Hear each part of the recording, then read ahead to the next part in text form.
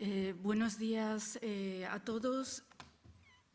Quería, ante todo, agradecerles su asistencia a esta conferencia y también al área de educación por haberme invitado a impartirla.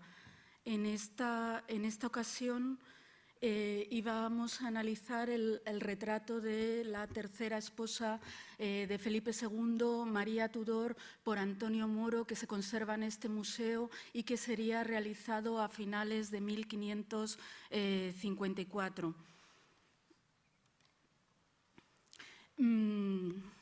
María Tudor era hija de Enrique VIII y de su primera mujer, Catalina de Aragón, hija de los reyes católicos. Tuvo una infancia relativamente feliz en Inglaterra. El problema fue que su madre no podía dar herederos al trono herederos varones al trono a Enrique VIII, entonces fue relegada del trono. Como saben, se divorció de ella para unirse a su amante Ana Bolena, con la que tendría una hija que sería, andando el tiempo, Isabel I de Inglaterra.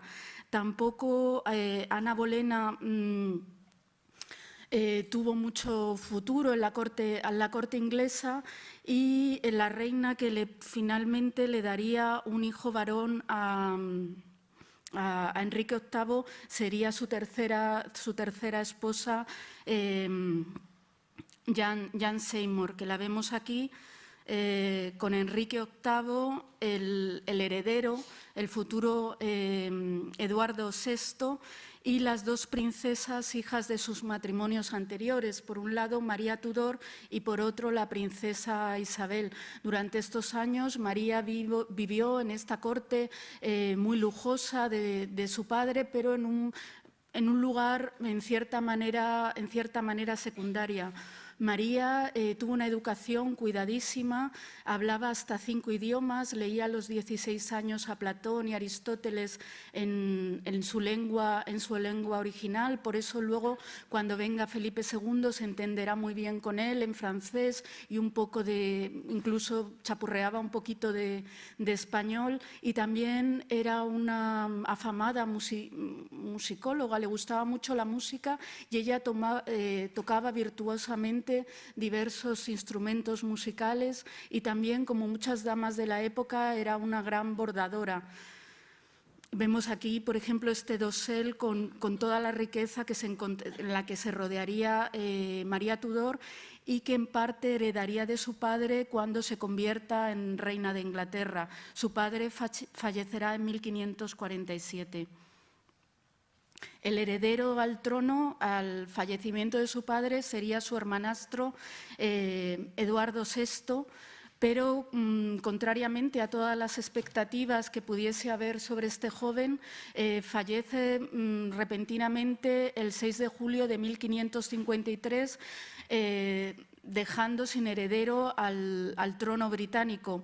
con varias disputas que hay en Inglaterra en ese momento, porque había partidarios de la viuda, en ese momento de su sexta esposa, de Enrique VIII, partidarios de Isabel, partidarios de María. María consigue coronarse reina en octubre de 1553. Esta situación política cambia totalmente las expectativas que tenía Carlos V respecto a su heredero, al príncipe Felipe, andando el tiempo, Felipe II. El propio Carlos V había estado comprometido hasta 2 veces con María Tudor antes de su matrimonio con la emperatriz Isabel, los padres de Felipe II, en 1526. Entonces, en aquel momento, cuando fallece Enrique Eduardo VI de Inglaterra, Felipe II estaba viudo de su primera mujer, María Manuela de Portugal, la madre del príncipe don Carlos, que falleció por sobreparto en 1545, cuando nace el príncipe don Carlos, y en aquel momento se pensaba la candidata mejor posicionada para casarse con el viudo Felipe II era también su prima María de Portugal, que la vemos aquí en este retrato junto a su madre Leonor de Austria y anteriormente de Portugal, con la que en aquel momento estaba comprometido. Todo esto, y a la que Antonio Moro, es el mismo retratista que retrata a María Tudor, retrata en 1553 en un viaje a la península ibérica, su primer viaje entre 1550 y 1553, para retratar a toda la familia, tanto española como portuguesa. Carlos V cambia totalmente de planes en octubre de 1553, cuando María Tudor se convierte en reina y decide casar a su hijo y heredero con la reina de Inglaterra. Hay que considerar que María nació en 1516 y Felipe II en 1527, por lo tanto, les separaban 11 años de edad, que para la época era una edad, era bastante. Pero siempre hay que considerar que este matrimonio siempre fue político. Desde la corte imperial, que estaba en aquellos tiempos en Bruselas, a finales de 1553, se intenta enviar, como era costumbre, un retrato matrimonial a la reina María Tudor para que conociese a su prometido, porque ella subrepticiamente lo había pedido. Hay un cierto maestro Lucas que está copiando un retrato del príncipe, pero era sobre tabla, de cuerpo entero, tardaba bastante, solo había empezado la cabeza, por lo que María de Hungría envía uno de Tiziano que se había hecho en Habsburgo, en Augusta, alrededor de 1548-1551, advirtiendo al embajador imperial en Inglaterra que tenía que decir a la reina que era ya un retrato antiguo, una imagen antigua de Felipe II, que era mucho más barbado, mucho mayor, ¿no?, respecto a la edad que mostraba ese retrato, y que también le advertía que las pinturas de Tiziano eran para verlas de lejos, no con detalle como la pintura flamenca de Moro que veremos. Paralelamente, el emperador Carlos V escribe en diciembre a su hijo, que estaba en Valladolid, donde residía la corte en aquel momento, aconsejándole que le envíe un retrato como este que tenemos del Prado, con el sayo forrado de lobos, que estaba muy al vivo y que sería muy idóneo para enviar a María Tudor. También le aconseja que le envíe junto al retrato alguna joya. Cuando se materializa la unión entre Felipe II y María Tudor, se deja como gobernadora en los Países Bajos a su hermana, recientemente viuda, Juana de Austria, que aquí la vemos con un retrato de Felipe II como rey de Inglaterra hecho durante su regencia.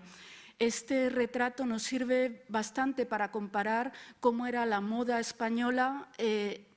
diferente a la francesa o inglesa que veremos en el retrato de María Tudor. Esto sería una saya, lo que viste aquí la princesa de Portugal, una saya a la española.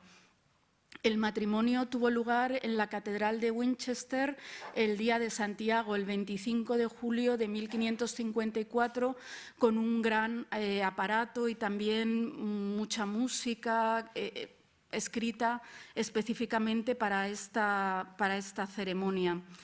Entre las cosas, entre la propaganda que se buscaba, con la que se buscaba rodear al príncipe Felipe, estaba también el envío de los tapices de la serie de Túnez, que se terminan justamente en 1554, pero desgraciadamente ya llegan en agosto a Inglaterra y no se pueden colgar en la catedral para la boda. pero era dentro de toda esta propaganda que se quería hacer en torno al príncipe para que fuese aceptado en Inglaterra como rey, algo que veremos que nunca sucedió. Después de la boda, los reyes entran en Londres, pero se retiran un cierto tiempo a todos los palacios alrededor por los alrededores, los reales sitios, podríamos decir, ingleses, entre ellos Hampton Court. Estos reales sitios ingleses, sobre todo sus jardines, serán de gran influencia para Felipe II y, junto a las novedades aprendidas en Flandes, las traerá a los reales sitios españoles cuando regrese en 1559. En septiembre de 1554, cuando estaban en Hampton Court, uno de los mayordomos de Felipe II, el marqués de las Navas, escribe por orden del rey al obispo de Arras, a Gran Vela, diciéndole que envíe inmediatamente a Antonio Moro, que le vemos aquí autorretratado, a Inglaterra. Aquí tenemos la carta que le escribe, y vemos por ella que no fue Carlos V, como decía el tratadista Van Mander, quien envía a Antonio Moro a Inglaterra a retratar a su nuera María Tudor, sino que fue reclamado desde Inglaterra por el propio Felipe II.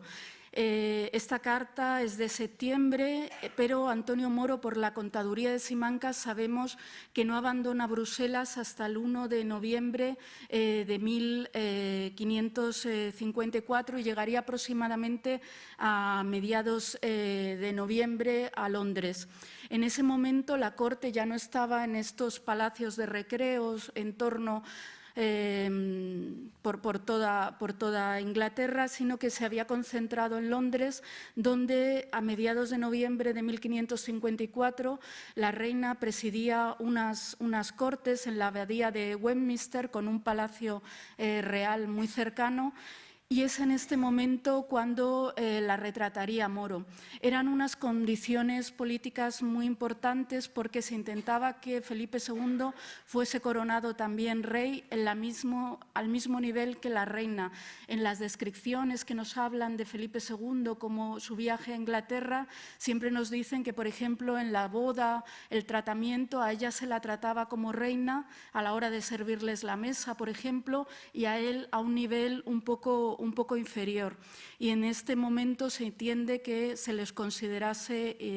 iguales. También a mediados de noviembre la reina se pensaba que estaba embarazada de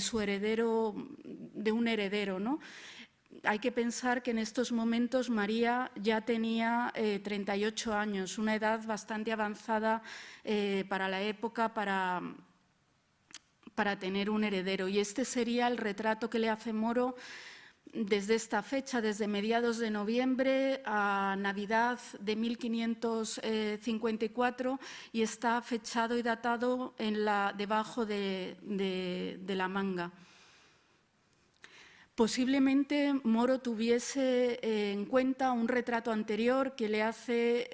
este Hans Ivor, un retratista de origen flamenco, pero que se refugia en Inglaterra, ya que posiblemente tuviese ideas protestantes.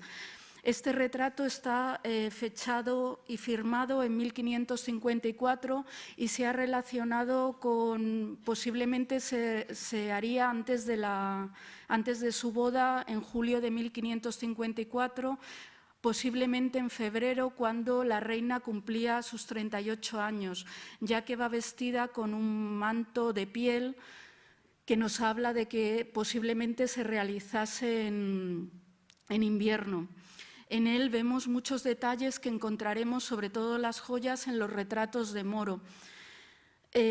Nos muestra a la reina de manera más benévola de cómo era en realidad, porque Moro no obviaba ningún defecto, ni en Felipe II ni en la reina. Sabemos que en septiembre de 1553 ella ya se retrata previamente a ser proclamada reina, y se enviaría a Felipe II alguno de estos retratos nupciales en reciprocidad de los que envía él. y años después Felipe II, dice el embajador francés, que se quejó porque estos retratos representaban a María en cierta manera idealizada, no como era realmente, y por eso posiblemente recurre a Moro para que la retrate tal como era en realidad. En este retrato vemos muchos de los elementos que veremos después en el retrato de Moro, como este medallón, las joyas que lleva en la mano. En esta ocasión no lleva los 2 anillos de oro simples que vemos en el retrato de Moro y que serían los anillos nupciales, y luego este medallón que explicaremos más pormenorizadamente que cuelga de su cintura. Antes de llegar del matrimonio, Felipe II envía al marqués de las Navas, a uno de sus mayordomos, a mediados de junio de 1554, con algunas joyas para su prometida, como podía ser este otro gran diamante grande con una perla que colgaba de él para colgar en la frente. Durante mucho tiempo, este gran diamante, que sabemos por las relaciones que lució el día de su matrimonio con la perla grande sobre su pecho el 25 de julio de 1554, se identificó con la perla peregrina y el estanque, la joya rica, como aparece en los inventarios españoles, que sobre todo se vincula a las reinas a partir de la mujer de Felipe III, la reina Margarita de Austria. Aquí lo vemos, este diamante estanque que Felipe II compraría ya para su tercera esposa, Isabel de Valois, y la perla peregrina, que se pescaría ya a final del reinado de Felipe II. Si comparamos el retrato, el colgante, el joyel que cuelga del pecho de María Tudor con el estanque y la peregrina, vemos que aunque son parecidos, es un diamante tabla y una perla pinjante, son en cierta manera diferentes. Aquí en la peregrina el diamante estanque va guarnecido con una guarnición de esmalte y de oro en forma de cartuchos, de cartelas que se doblan sobre sí misma,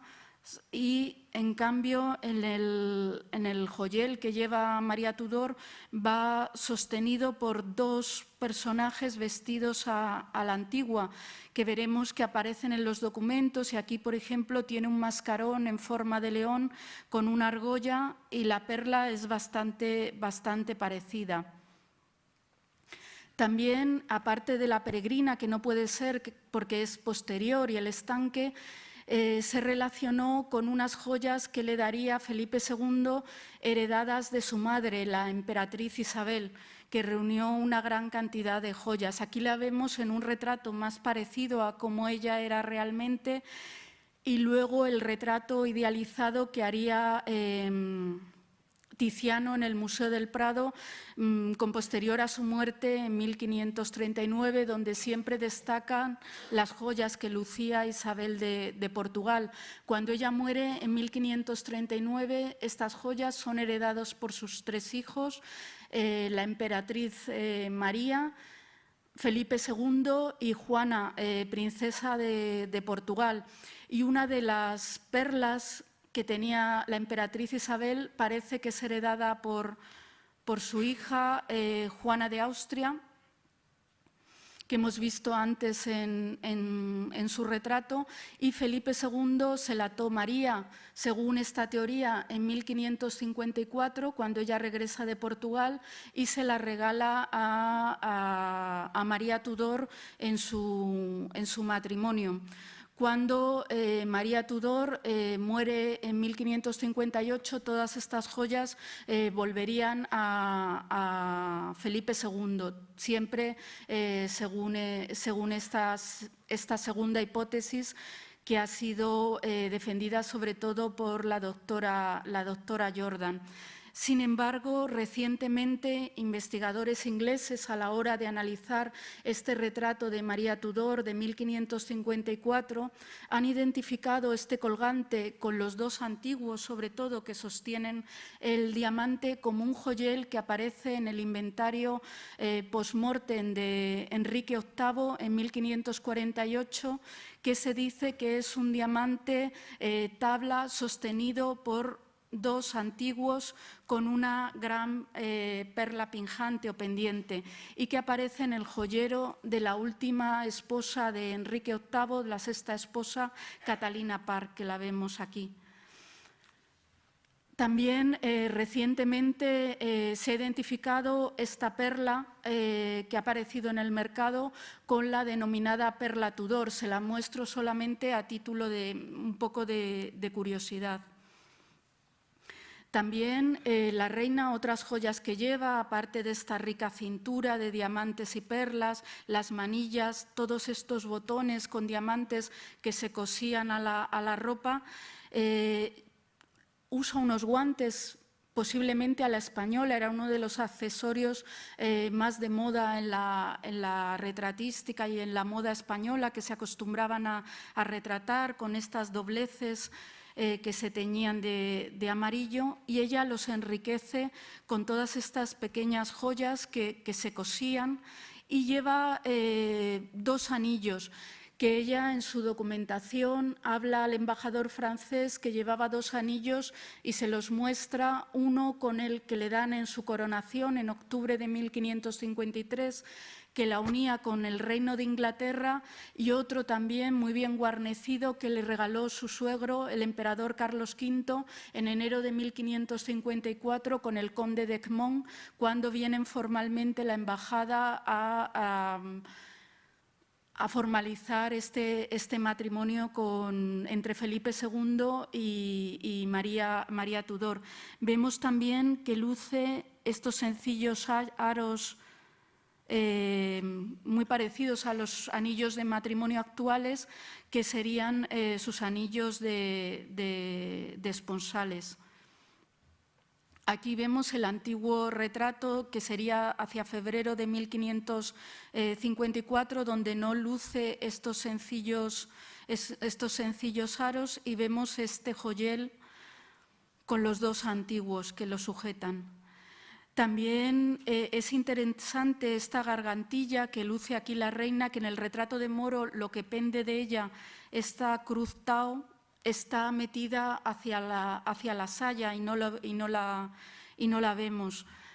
Y luego la veremos con más detalle de dónde es originaria esta joya, que van pasando normalmente por línea femenina, estas joyas dinásticas, de generación en generación. También la reina luce un chaperón a la francesa,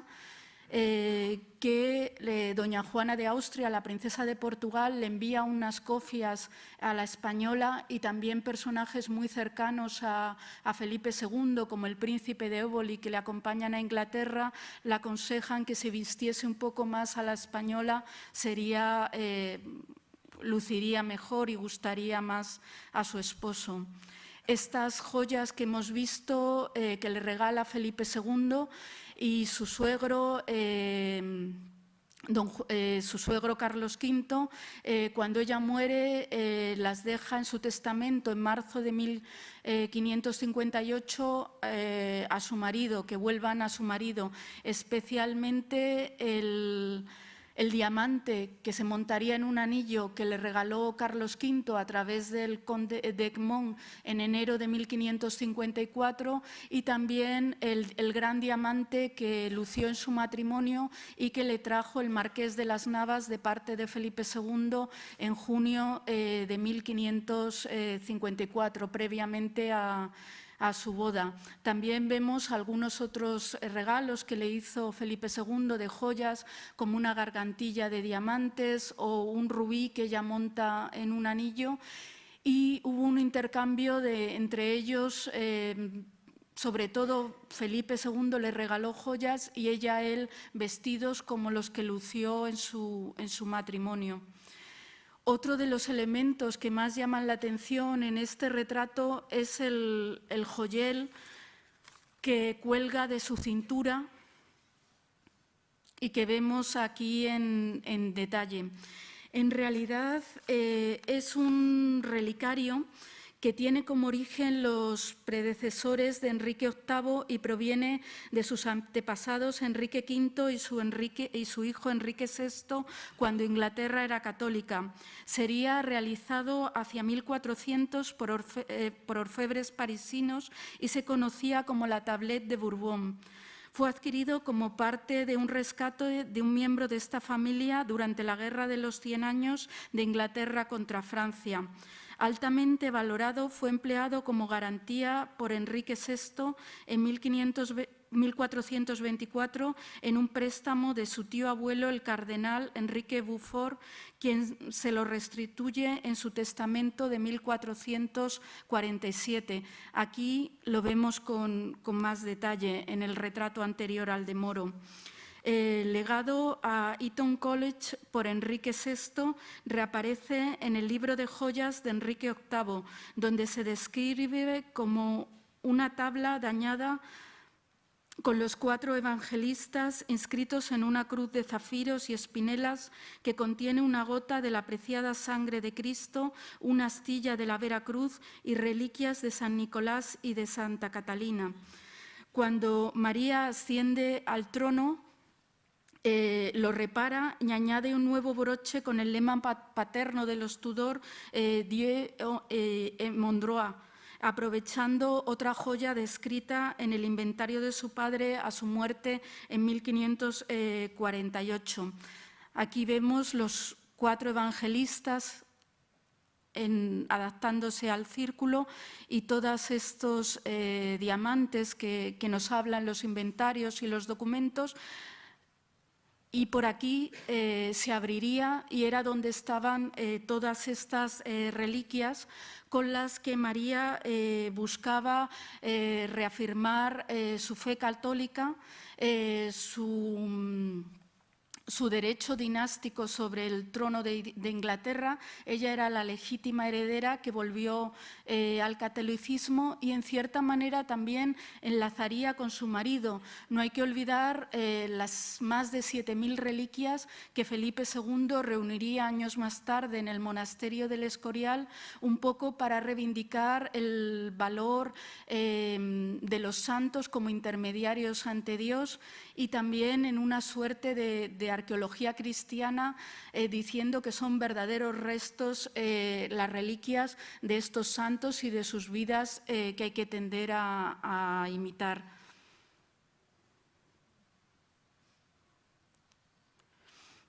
Otra de las joyas que luce María Tudor en este retrato de 1554 de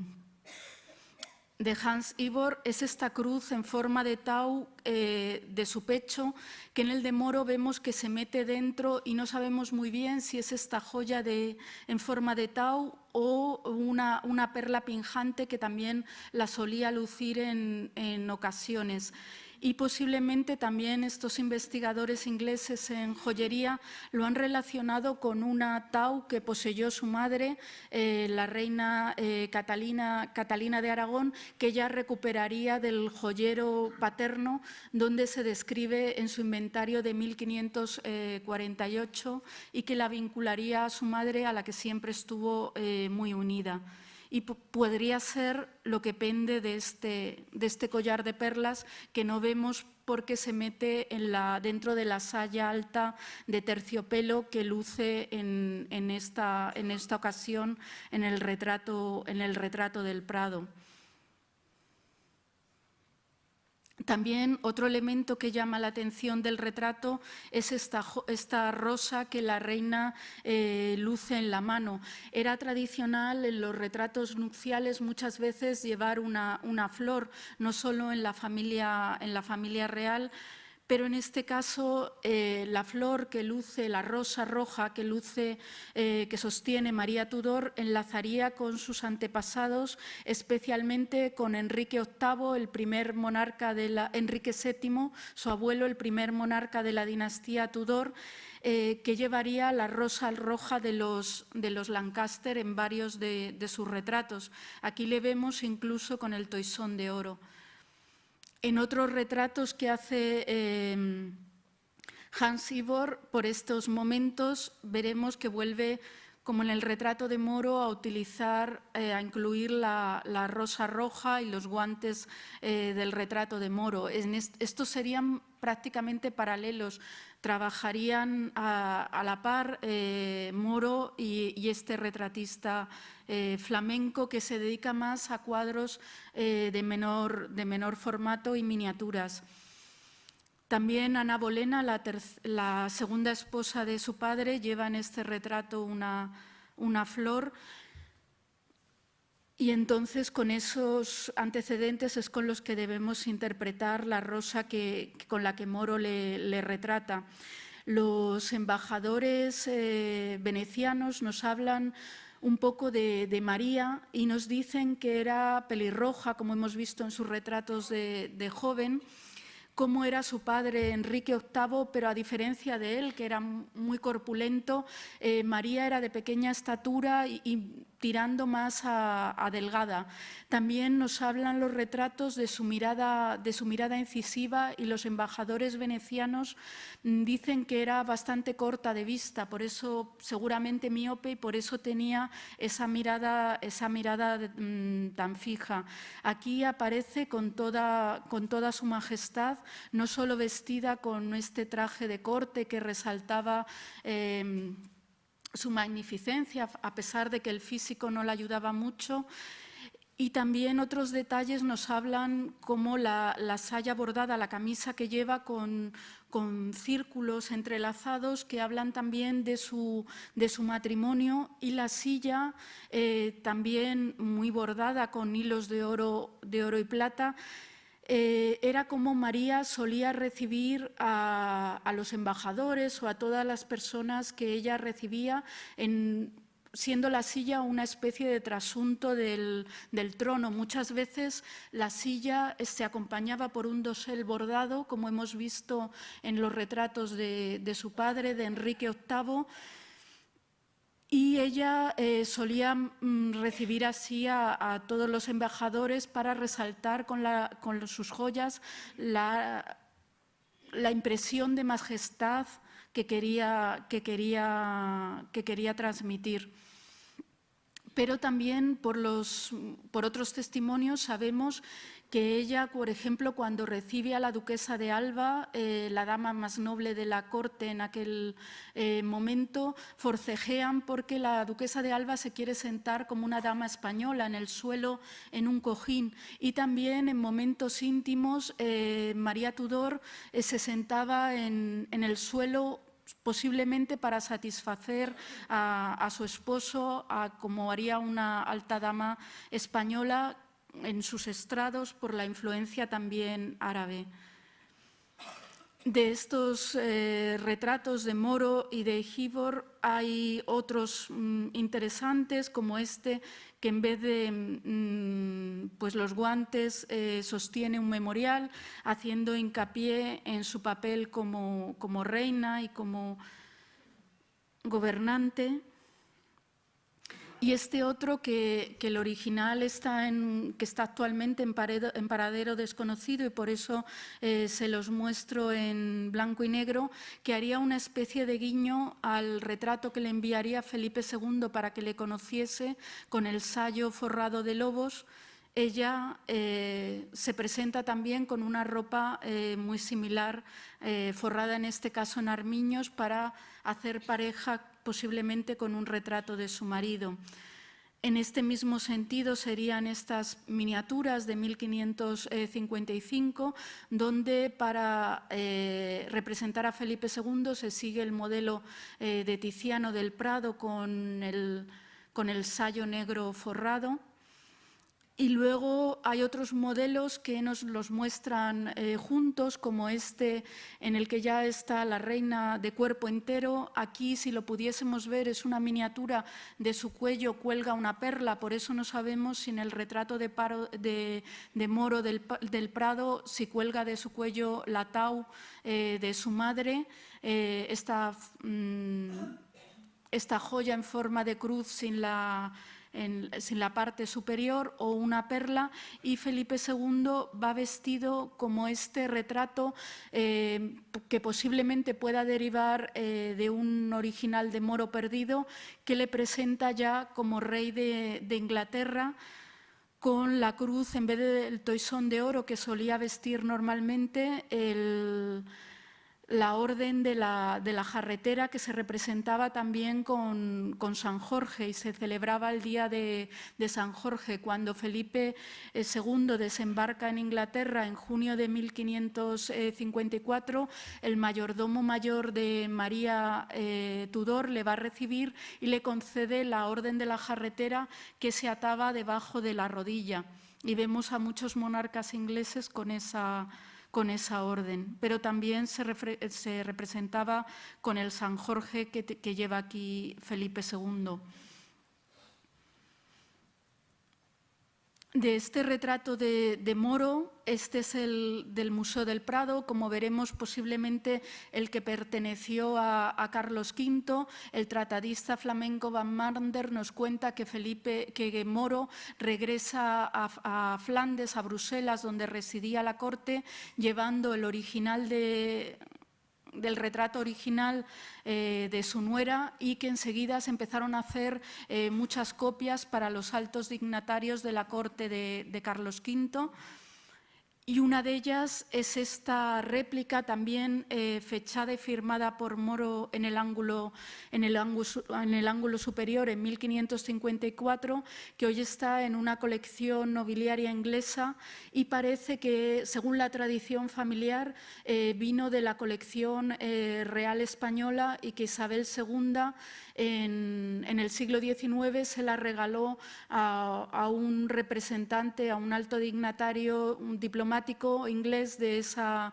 familia, pero es solamente una tradición familiar. Incluso se llega a decir que estuvo en el monasterio del Escorial, pero en la documentación que tenemos del monasterio del Escorial no hay ninguna referencia a este retrato, aunque sí en el inventario de Felipe II, en 1598, del Alcázar, cuando muere, hay referencia a 2 retratos de María Tudor. No sabemos si fue por un error del que realiza el inventario o porque en ese momento existieron dos retratos. Es prácticamente de las mismas medidas del original del Prado, y vemos que, gracias a estas copias y réplicas, que el original del Prado posiblemente fue recortado por la parte inferior, por este relicario que aquí vemos en su totalidad. Otra, en este caso, copia de menor calidad, pero también que sería realizada en este mismo momento, también sobre tabla, es la que hoy está en Boston, con esta inscripción posiblemente posterior que identifica al personaje con María Tudor. Son prácticamente idénticas estas 3, salvo en pequeños detalles. Aquí vemos la del Prado, la de la colección inglesa y la de Boston. Las 2 se ve el relicario en su totalidad, y aquí en la del Prado cortado por la parte inferior. Aparte de estas copias sobre tabla y con María sedente en el trono como una consorte ideal para la Casa de Austria, también se hicieron retratos de los reyes de Inglaterra de cuerpo entero, como este que era de la familia proimperial de los Colonna en Italia, y vemos a María Tudor prácticamente como estaba representada en el retrato de Moro. Entendemos mejor estas mangas de punta que lleva al estar extendidas, y viéndola totalmente con esta falda de brocada, brocado que lucía en el retrato del Prado que luce, y a Felipe II inspirado en este retrato de Tiziano con los forros de lobo. Pero ya lleva las calzas y como iba a la indumentaria cortesana, conforme a la indumentaria cortesana española. Luego hay otros retratos de menor tamaño de este periodo que se consideran, que para algunos se han considerado bocetos preparatorios para Moro, para el retrato de Moro, en cambio para otros especialistas son meramente copias, como estos del Museo de Budapest. También se mencionan en los inventarios, por ejemplo, en el de Juana de Austria, la hermana de Felipe II, un retrato de María Tudor, también en forma circular, sobre una superficie metálica de plata, que podría ser similar a este que está actualmente en Viena. Hubo muchísimas copias de este retrato y poco a poco, a medida que se van distanciando del original de Moro, vemos que se pierden muchos detalles, ¿no? Como que este joyel es meramente una reinterpretación, no aparecen ni los antiguos que le sustentaban, y también la cruz es bastante diferente. También hubo bastantes copias para difundir la imagen de María Tudor en grabados, que tenemos que considerar que su reino fue bastante corto, de 1553 a 1558, escasamente 5 años, y después, como se volvió al protestantismo en Inglaterra, la figura de María Tudor quedó en cierta manera eclipsada. Para entender también el retrato del Prado nos son muy útiles algunas medallas que se hicieron, como esta por el orfebre Jacopo da Trezzo milanés en 1554. Trezzo viaja en 1554 de Milán a Bruselas, a la corte imperial, donde está más o menos en primavera de 1554, y antes de junio de 1554 pasa a Inglaterra. Se ha supuesto que pudo llevar parte de las joyas con las que obsequió Carlos V a su nuera. A partir de esta fecha retrataría a María Tudor con unas ropas muy semejantes a las que viste en el retrato de Moro del Prado, pero es interesante sobre todo esta imagen para entender un poco cómo era el tocado o chaperón que llevaba María Tudor en su cabeza, al verlo aquí de perfil, que luego colgaba por la parte trasera. En el reverso está una alusión a la paz que instaura María Tudor al volver al catolicismo, que dirá es una alegoría femenina de la paz, con símbolos de la paz, como quemando las armas de la guerra, con el templo de Jano con el furor, y se cierran las puertas para este nuevo periodo de paz, y dice la inscripción latina: a los ciegos la vista, a los tímidos el reposo. Y aquí vemos la etapa anterior al reinado de María Tudor y el principio de su reinado, que para los católicos fue un momento de grandes tormentas, como vemos aquí. Paralelamente, Trezzo, el año siguiente, en 1555, haría también una medalla de Felipe II como rey de Inglaterra. Su padre le concede el reino de Nápoles para que esté, en cierta manera, a la altura de su mujer, y el lema